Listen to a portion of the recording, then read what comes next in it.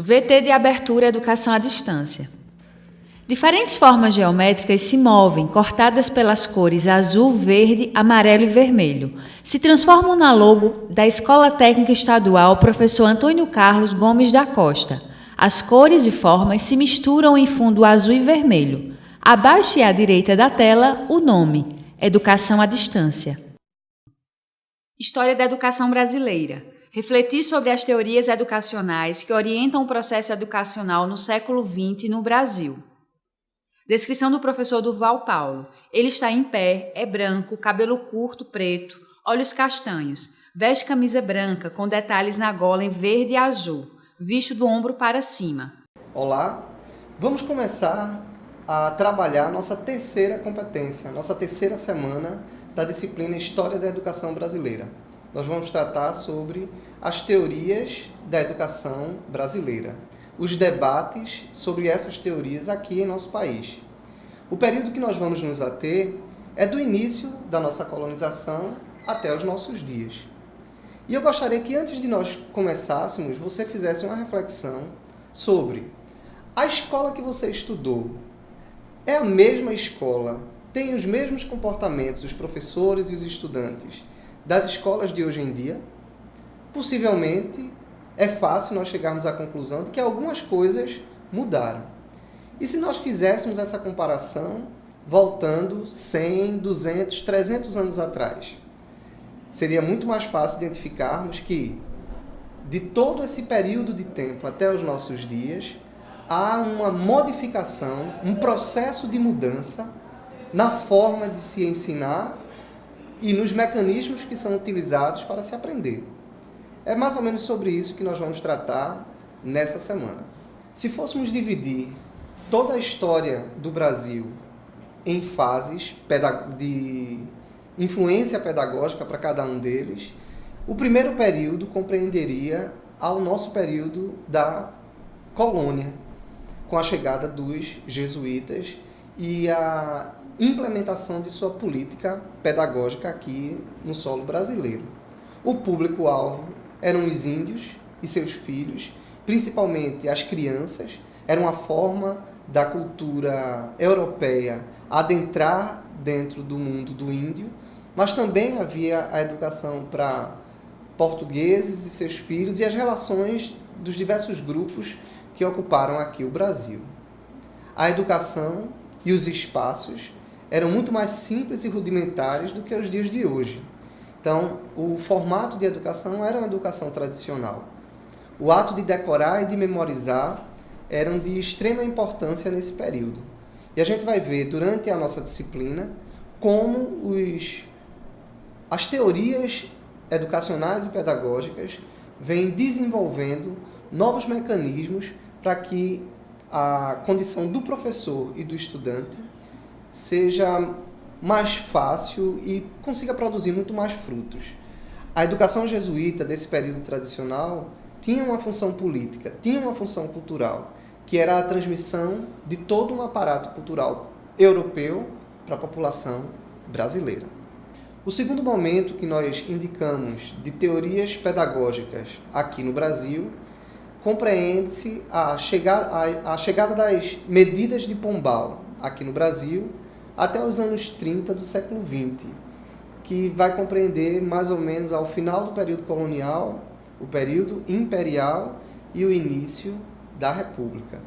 Facilmente a gente percebe que há uma série de mudanças entre a forma de se ver a escola desse período e o primeiro que a gente viu da educação jesuíta. Pombal, ele acreditava que a escola deveria ser laica. Ainda era uma escola tradicional, mas vão coexistir elementos religiosos e laico.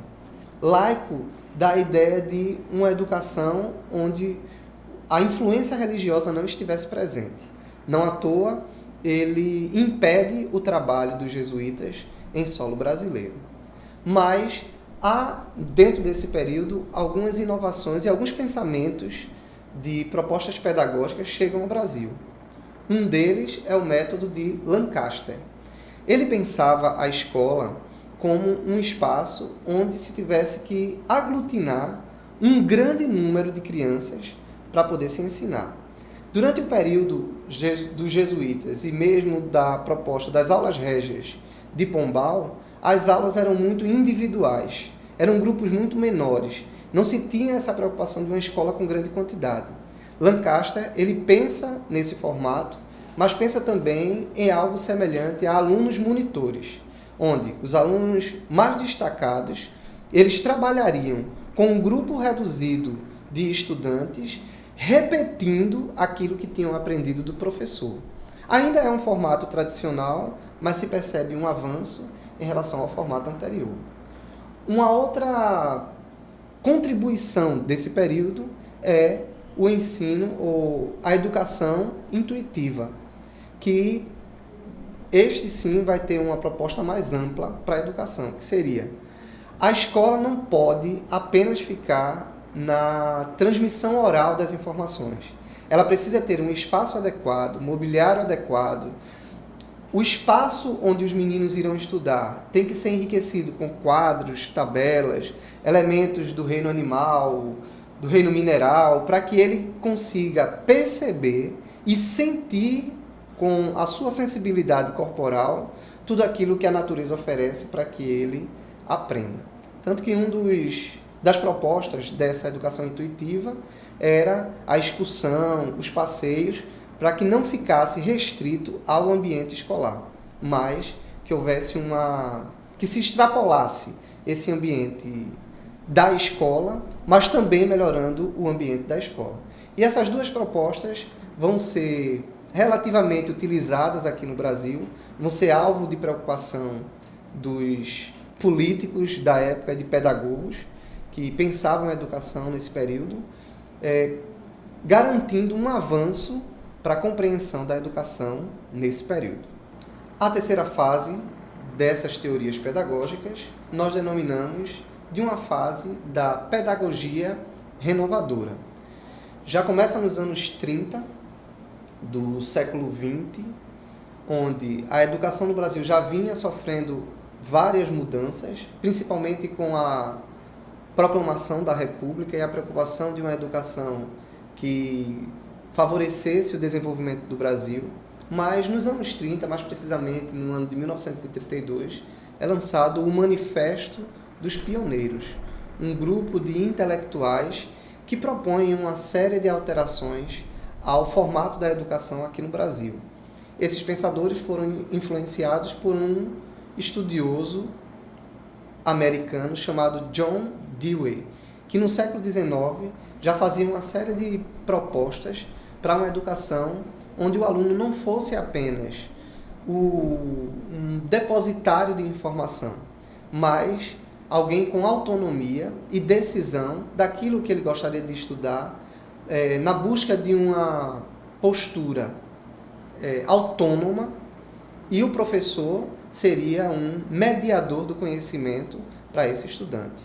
É uma perspectiva extremamente renovadora, se pensarmos que a escola tradicional, o foco estava no professor como aquele detentor de conhecimento e apenas transmissor de informação para os seus estudantes.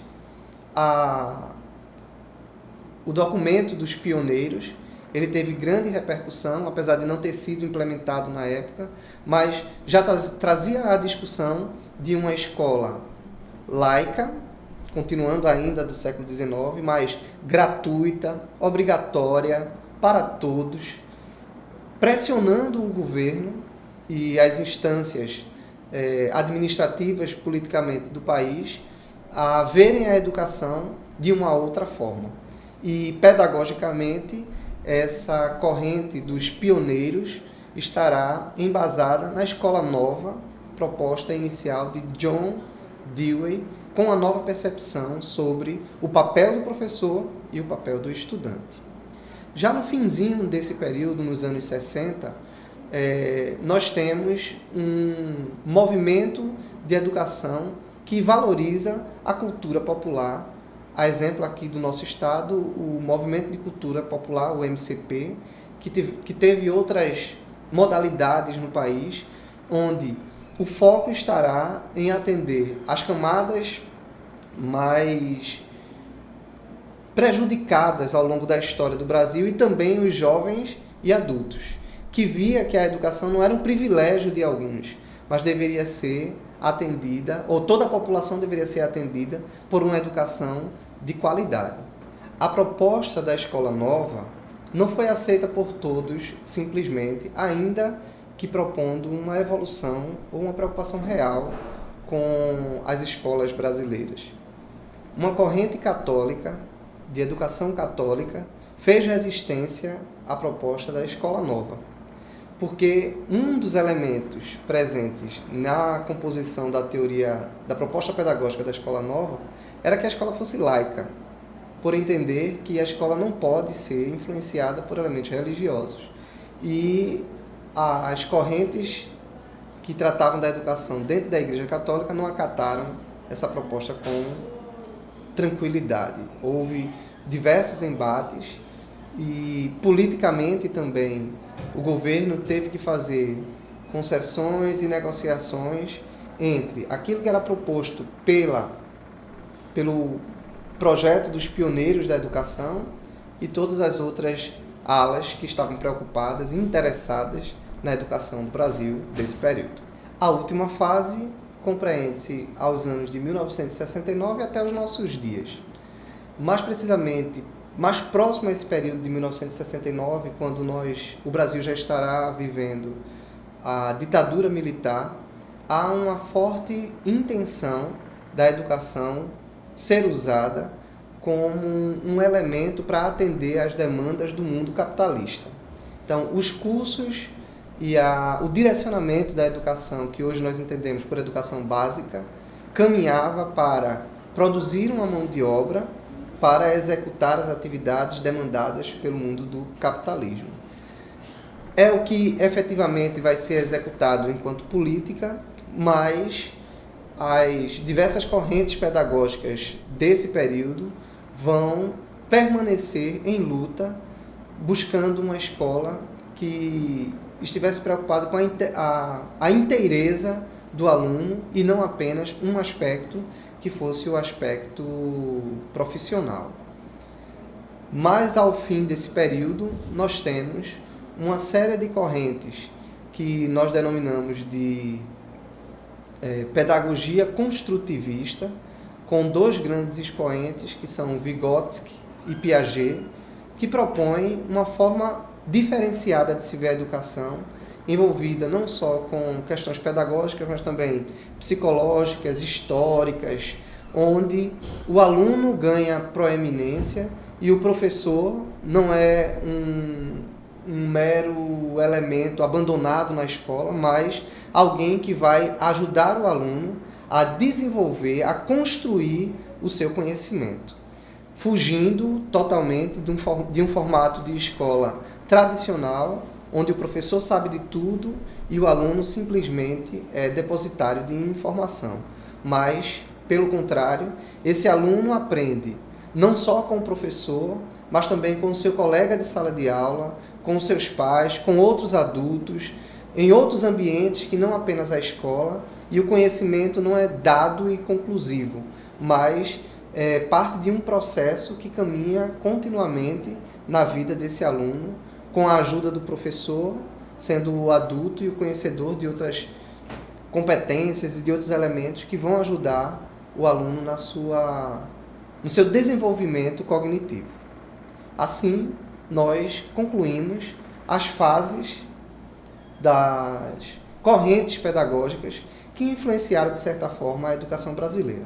Sugerimos que vocês pesquisem ainda sobre esse tema e outras propostas pedagógicas que foram feitas para as nossas escolas aqui no Brasil. Até mais. Som direto. Luiz Vitor. Imagens. Juliana Aguiar. Leandro Gomes. Interpretação de Libras. Rafaela Briani. Audiodescrição. Jonara Medeiros Siqueira. Produção de vídeo. Joana Rodrigues. Direção de arte. Guilherme Cabral.